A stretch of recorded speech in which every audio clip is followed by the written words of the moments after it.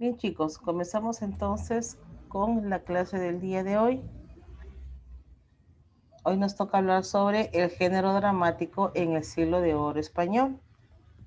Bien, entonces, ¿qué me dice? El cambio que hubo en esta etapa del género dramático, el cambio que hubo del manierismo al barroco.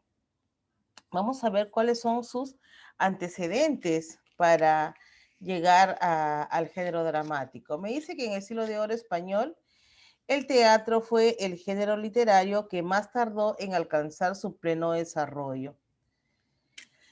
Vamos a ver pues que entre las primeras piezas teatrales se van a encontrar las obras líricas escritas durante las primeras décadas del siglo XVI por el fundador del teatro clásico portugués, el poeta y dramaturgo Gil Vicente.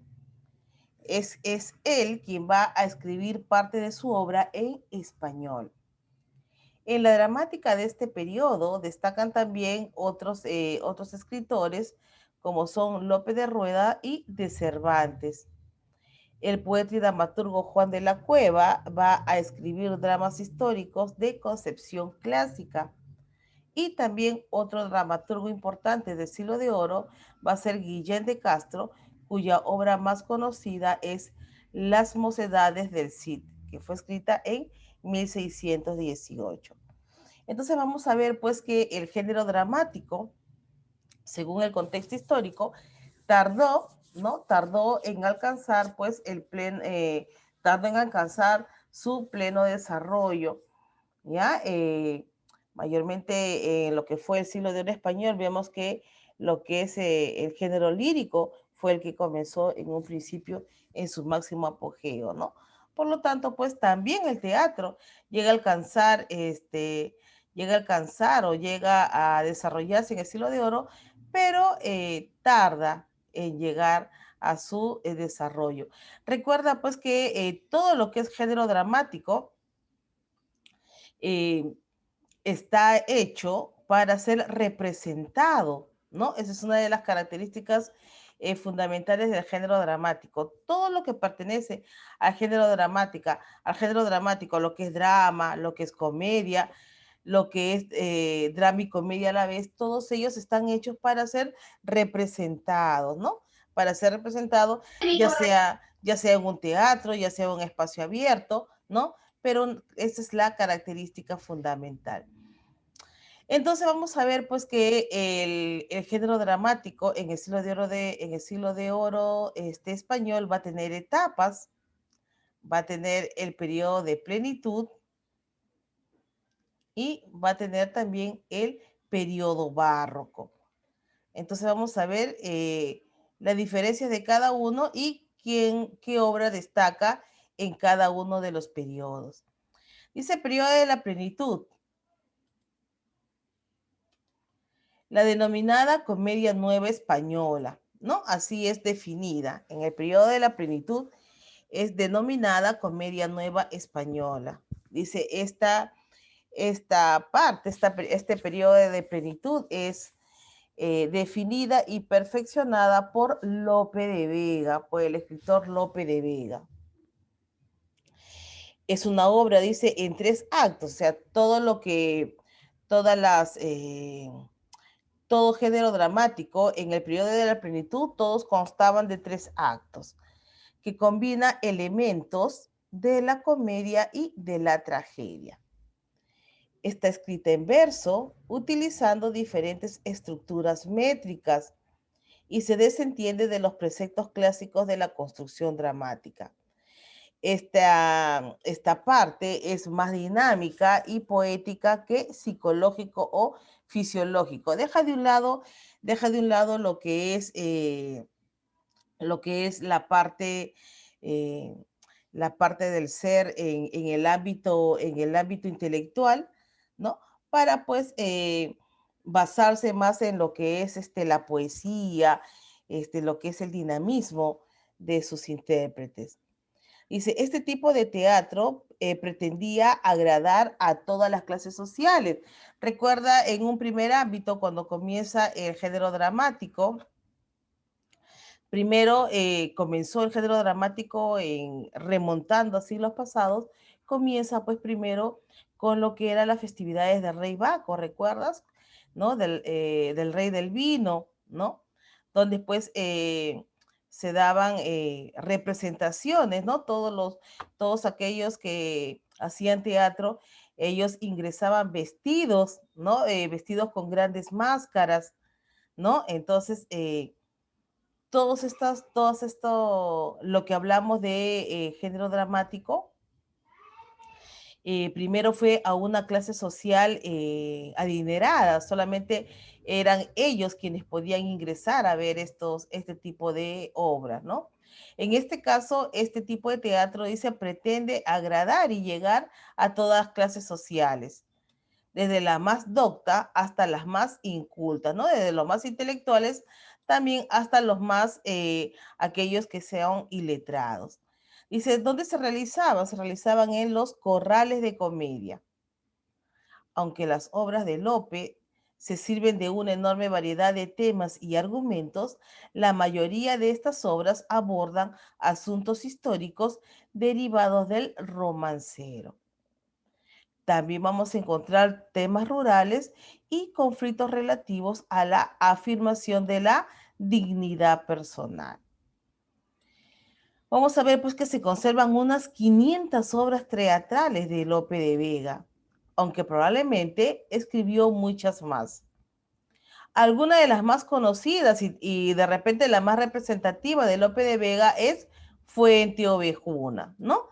Eh, yo me imagino que ustedes deben haber leído o al menos le deben haber, en clase le deben haber dado el preámbulo de lo que fue Fuente Ovejuna o por qué, de dónde se deriva este nombre, ¿no? Este pueblo que se llamaba así, ¿no? Este pueblo que pues harto, ¿no? Harto de la explotación, de la humillación de la clase social alta, ¿no? Sale pues a defenderse, ¿no? Y pues dan muerte, ¿no? A su comendador o lo que sería ahora al alcalde, ¿no? Le dan muerte y todos ellos se hacen culpables, todo el pueblo se hace culpable, ¿no? De la muerte. Nunca dicen así se acierta quién fue el que lo mató, ¿no? Bueno, en Lope de Vega, como le decía, la más conocida fue Fuente Ovejuna, perdón, en los años de 1612 a 1614. También tiene a Peribáñez y el Comendador de Ocaña, escrita entre los años de 1614 a 1616, y El Caballero de Olmedo, escrita en los años 1620 a 1625. Dice, algunos aspectos de la comedia nueva española fueron perfeccionados por aventajados discípulos de Lope de Vega, como son Tirso de Molina, es el seudónimo del fray Gabriel Telles, ¿no? En su obra dice El burlador de Sevilla y convidado de piedra, escrita en 1627.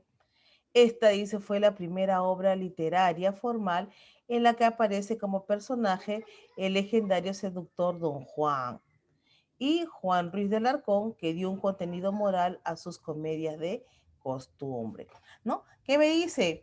Me dice que después de Lope de Vega, ¿no? Vinieron discípulos de él, o sea, alumnos de Lope de Vega que mejoraron, ¿no? Mejoraron lo que es la parte de comedia nueva española. Recuerda, cuando te hablan de comedia nueva española, te están hablando del periodo de plenitud del género dramático, ¿no?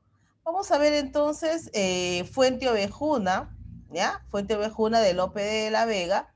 Vamos a ver pues el tema principal aquí en Fuente de Ovejuna es honor villano, ¿no? Como les decía, en una primera instancia, los pobladores hartos, ¿no? Hartos eh, de las, ¿cómo le podría decir? Harto del, del trato, ¿no? Harto del trato que le daban a ellos, pues deciden, ¿no? Deciden ellos vengar, ¿no? Pues su honor, vengar su amor propio y deciden matar pues al comendador, ¿no? Vamos a ver entonces qué pasó en Fuente Ovejuna. Dice, el comendador Fernán Gómez llega a la casa del maestre, quien lo recibe para luego mantener una conversación sobre las conquistas de sus tropas en la ciudad real, cuyo objetivo es liberarla para el rey, pues es un punto estratégico entre Castilla y Andalucía. A su vez, se percibe la rebeldía del pueblo ante los reyes católicos y la unión de este contra la injusticia, ¿no? La unión del pueblo, ¿no? El pueblo se siente pues ya hostigado, ¿no? Del trato que le dan y pues ellos están en contra de lo que son los reyes católicos, ¿no? Y la unión, dice, de este contra la injusticia. El pueblo se une, todo el pueblo se une contra la injusticia. Más tarde, dice, tiene lugar una situación importante, la conversación de Pascuala y Laurencia, ¿no? Estas dos son oriundas o pertenecen al pueblo de Fuente Ovejuna. Las lugareñas hablan sobre la posibilidad que tiene Laurencia de convertirse en amante del comendador, ya que éste ha insistido estar con ella desde antes de irse a la guerra. Sin embargo, ella refuta que no se rendirá ante él solo por ser inferior, pues sabe que no tiene intención de casarse, sino afirma duramente que solo es su intención poseerla un tiempo y dejarla, como ha hecho con muchas otras, ¿no? Este es el personaje, ¿no? El que le gusta avasallar al pueblo de Fuente Ovejuna. Dice, aparecen Frondoso, Barrildo y Mengo, ¿ya? Que también son personajes de Fuente Ovejuna, dice, otros vecinos de la localidad, discutiendo respecto a la existencia del amor, tema que interesa a las lugareñas y se suman a la conversación. Entra Flores, uno de los ayudantes del comendador, el cual empieza a relatar las maravillas de la guerra recién terminada que había sido vencida por el bando del jefe, haciendo alusión al comendador y al maestre. El comendador, después de la charla con el maestre, se dirige a la casa de la encomienda, donde de casualidad se encuentra Laurencia. Este intenta convencerla de que entren para estar juntos con motivo de su reciente victoria en batalla. Pero ella lo ignora de mala manera y él, al darse cuenta, deja las palabras y pasa a los hechos tratando de forzarla. Al final del acto, Frondoso viene en su rescate sirviéndose de una ballesta, ¿no? Frondoso salva, pues, o intenta salvar a Laurencia de que el comendador abuse de ella. ¿Qué pasa en el segundo acto de Fuente Ovejuna? Comienza con un diálogo sobre astrología, al que luego Leonelo y Barrildo se incorporan, cambiando el tema a la utilidad de la enseñanza de la Universidad Samaltina.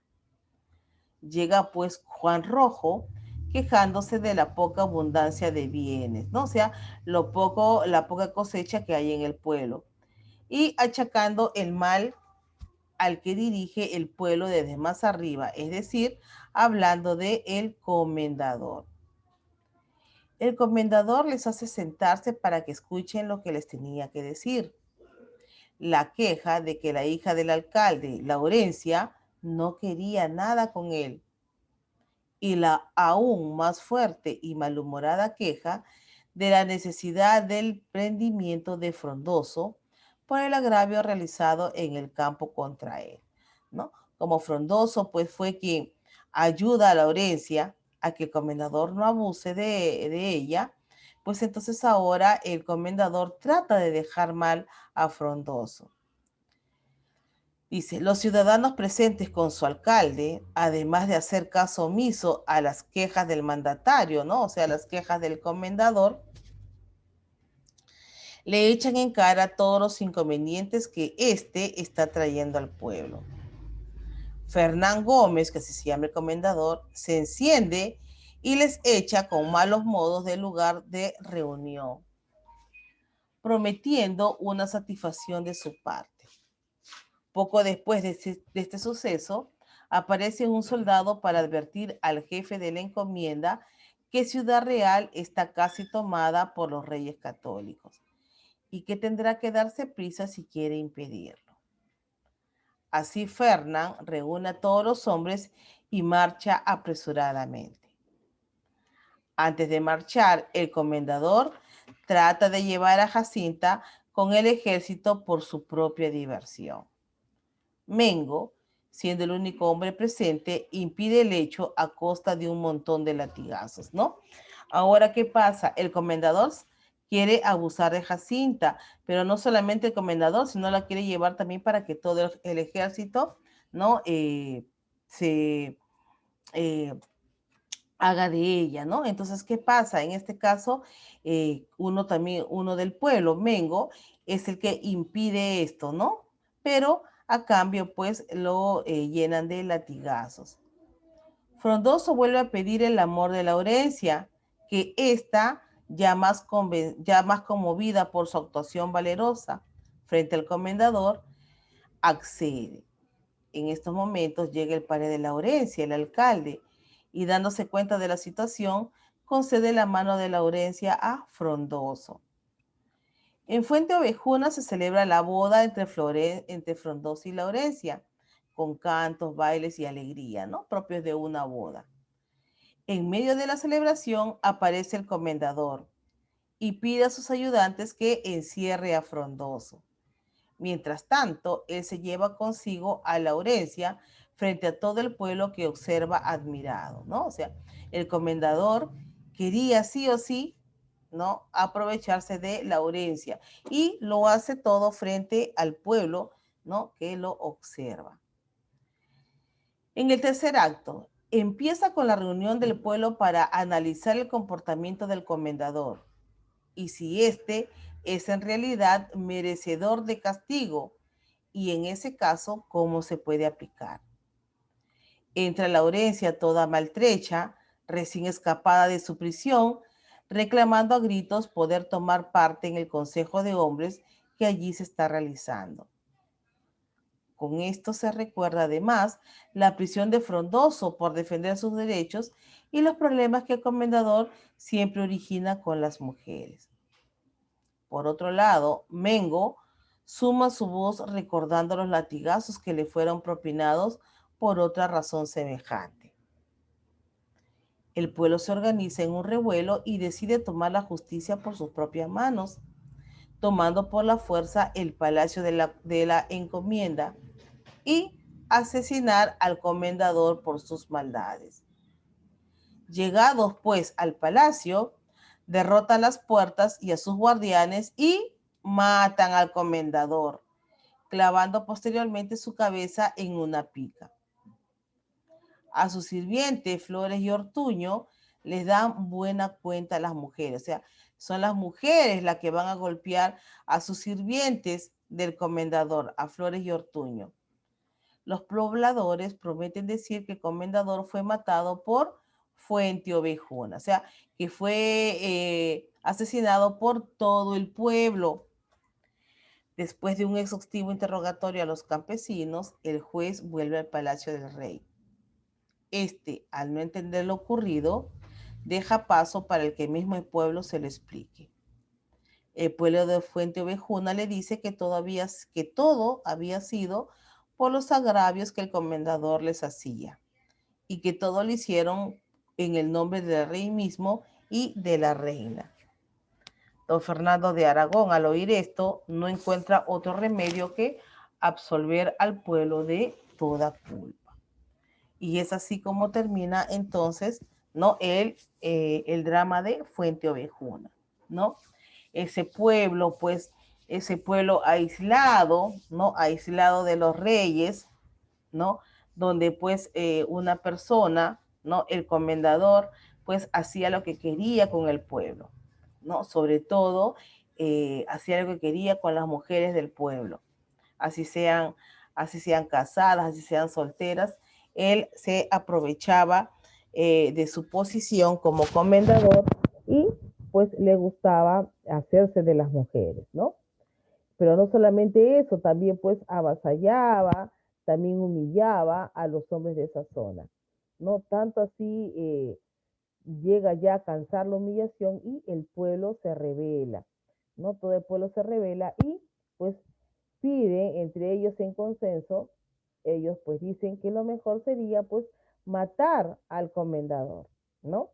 Logran matarlo y entonces ellos deciden echarse la culpa a todo el pueblo. Nunca se supo quién pues llega a matar a el comendador porque todo el pueblo se echa la culpa. Tanto así que el rey decide, los reyes católicos deciden perdonar al pueblo, ¿no? Por haber matado a su comendador. Ahora, eso fue Fuente Ovejuna se da en el periodo de plenitud, ¿no? Vamos a ver ahora entonces qué pasa en el periodo barroco. Me dice, el teatro del siglo de oro alcanza su esplendor con Calderón de la Barca.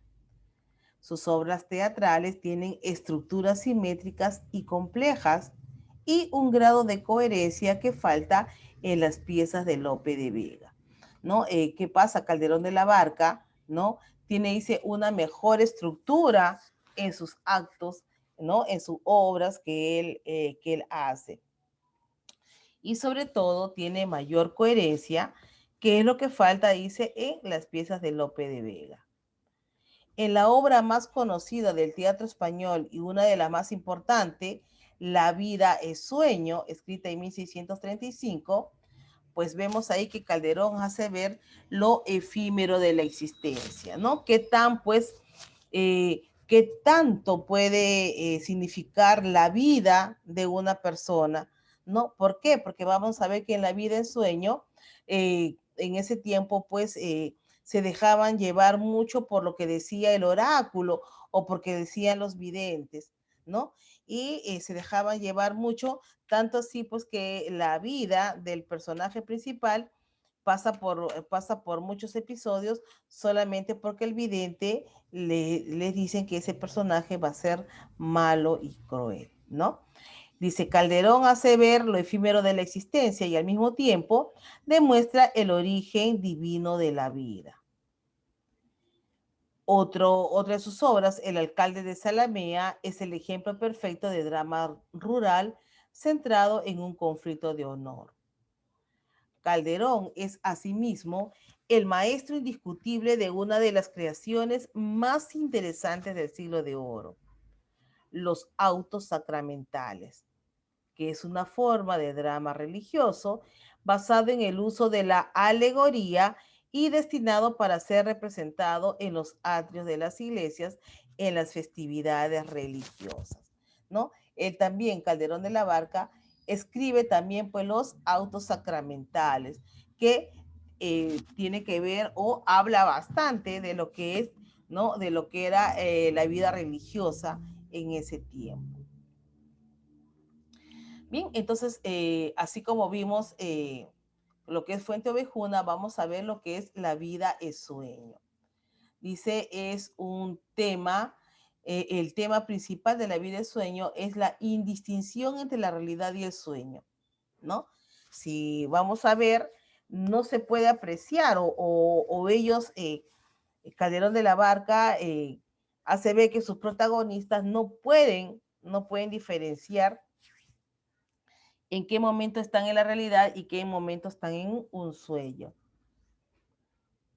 Y tiene que ver mucho, dice, la predestinación humana, ¿no? Cómo nos podemos dejar llevar por lo que dicen los oráculos o los videntes. En los personajes de La vida en sueño tenemos a Segismundo, a Rosaura, a Basilio, a Clotaldo, a Astolfo, Estrella y a Clarín. ¿Qué me dice quién fue Segismundo? Dice, viéndosele en un principio como hombre fiera, se lo describe como alma reprimida, muy reflexivo, alterado por su larga reclusión, A lo largo de la obra va evolucionando. Al principio, Segismundo busca la venganza, comportándose en forma cruel y despiadada, pero luego aparecen en él ciertos rasgos de humanidad. Al perdonarle la vida a Basilio, demuestra que ha cambiado y logra vencer a su destino. ¿Qué pasa? A ver, antes de hablar de los personajes, vamos a hablar un poquito así en forma global de lo que trata La vida y sueño. ¿Qué pasa? Basilio, el rey de Polonia, el que viene a ser el padre de Segismundo, él va a tener pues a su primer hijo, va a tener a Segismundo, ¿no? Pero ¿qué pasa? Eh, él, un vidente le dice a él pues que su hijo, el que viene en camino, va a ser una persona mala, una persona despiadada, una persona que va a querer, dice, matarlo al propio rey. Entonces, qué hace este rey? Ni bien nace Segismundo, va y lo mete a un calabozo, ¿no? Para que no se cumpla lo que han vaticinado, para que no se cumpla, ¿no? Lo que dicen que va a matar al rey. Entonces, pues este pobre hombre desde muy pequeño vive encerrado en una celda, ¿no? Eh, Siempre se reprocha el haber nacido, si dice, si la vida es esto, entonces esto no es una vida, ¿no? Si iba a vivir encerrado como un animalito, entonces, ¿para qué le dieron la vida? ¿No? En una oportunidad, cuando él ya es un adolescente, Basilio quiere saber, pues, si en verdad su hijo es tan malo como decía el oráculo, ¿no? Así que él lo manda a sacar, ¿no? Lo manda a sacar de su prisión. Pero ¿qué pasa? Segismundo, dejándose llevar, pues, por su odio, por su venganza, intenta matar al rey, ¿no? Entonces es aprisionado y lo llevan otra vez a su cárcel, ¿no? A su celda. Él muy arrepentido, pues el pueblo se entera, ¿no? En ese momento que Segismundo sale de su prisión, se entera de que tenían de que el rey tiene un hijo. Entonces el pueblo intenta, pues, sacar a Segismundo de su prisión, ¿no? Entonces Segismundo, él le pide, va y le pide perdón a su padre y que no va a volver a intentar matarlo, ¿no? Y entonces es así como él cambia o da o hace ver que lo que decía el oráculo no era totalmente cierto, ¿no? Que si bien el oráculo, los videntes, te pueden predestinar de repente lo que puede pasar en un futuro, no te dice que eso realmente va a pasar, porque todo va a depender, ¿no? De la voluntad de la persona y de la voluntad de Dios. Bien, veamos ahora entonces quién es Rosaura. Dice, personaje principal femenino que une fuerzas con Segismundo para impedir que Astolfo se convierta en rey y así evitar que se case con Estrella. Cuando llega desde Moscovia a la corte, oculta su identidad, haciéndose pasar por una criada. Durante la obra descubre que es hija del ayo de Segismundo Clotaldo. Finalmente declarada noble, puede casarse con Astolfo. ¿Quién es Basilio? Pues viene a ser el rey de Polonia, ¿no? Ya le dije, el que viene a ser pues el padre de Segismundo.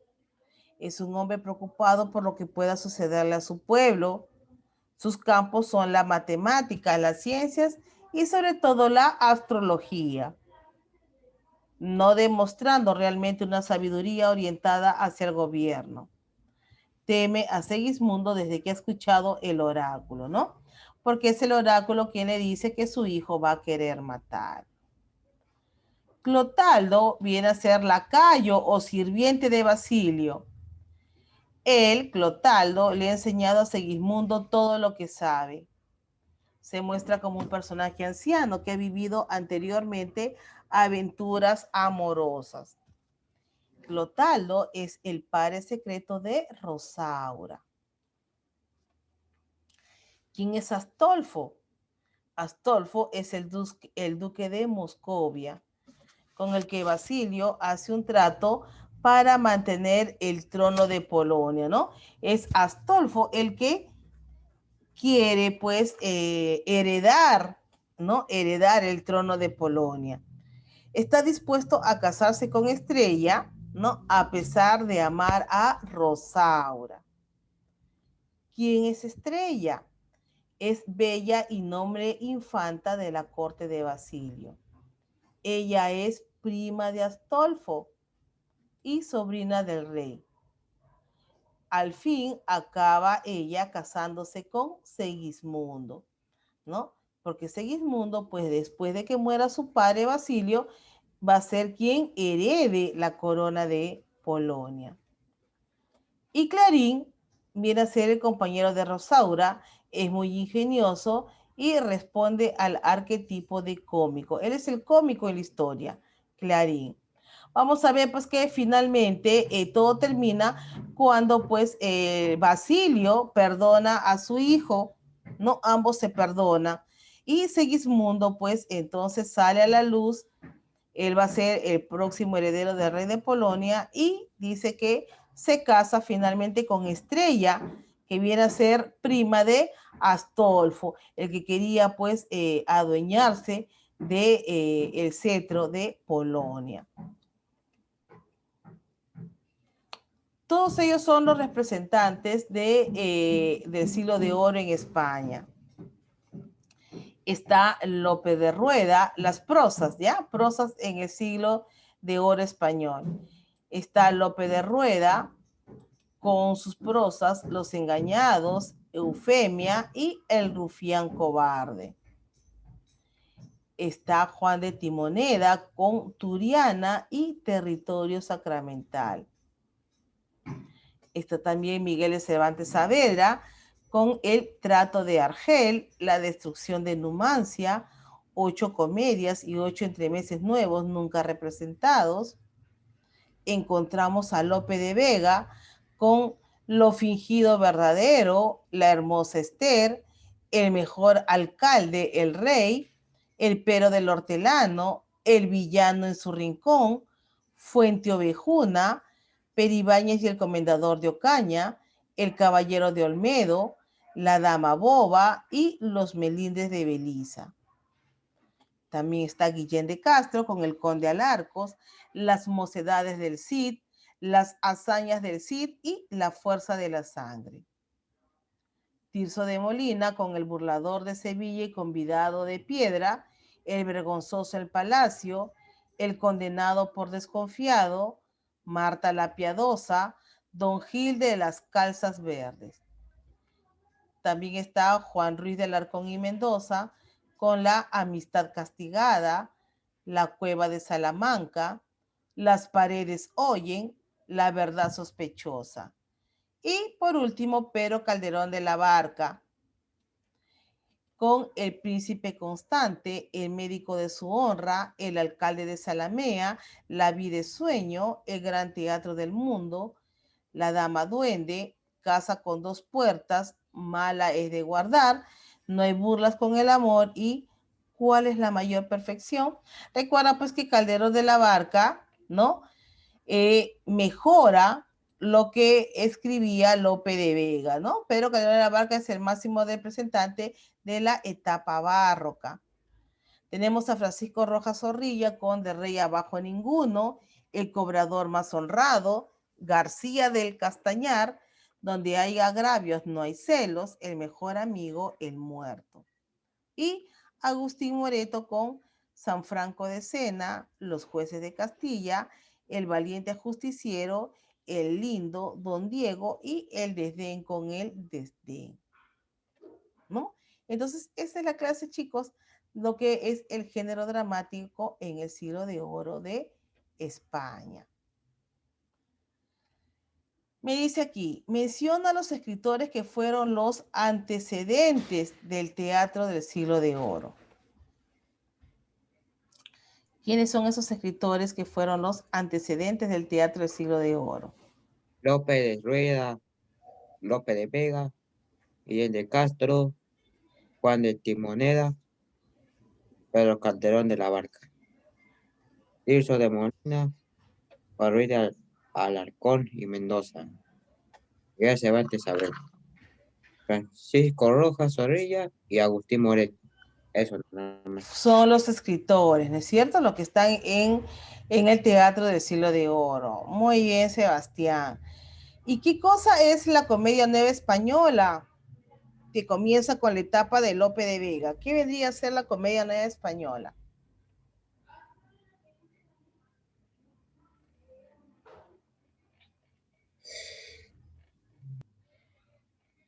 Está acá, la comedia nueva española. Dice que es definida y perfeccionada por Lope de Vega, pero ¿de qué estamos hablando? Estamos hablando del periodo de la plenitud del género dramático en el siglo de oro español, ¿no? Entonces, a eso llamamos comedia nueva española, al periodo de plenitud dado en el género dramático en el siglo de oro español, ¿ok? Eso es cuando hablamos, ¿ya? Eso es cuando hablamos de la comedia nueva española. ¿Qué vendría a ser un auto sacramental?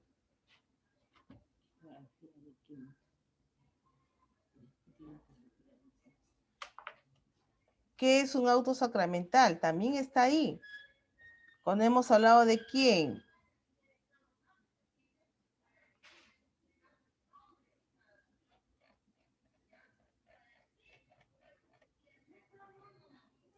Hablamos del periodo barroco. En el periodo barroco, ¿quién aparece? Aparece Calderón de la Barca, ¿no? Y aquí dice autos sacramentales. ¿Qué cosa es? Es una forma de drama religioso basado en el uso de la alegoría y destinado para ser representado por los atrios en las iglesias de las festividades religiosas. Pero sobre todo, ¿qué cosas son los autos sacramentales? Es un drama religioso, ¿no? Viene a ser un drama religioso, escrito por quién? Escrito por Calderón de la Barca.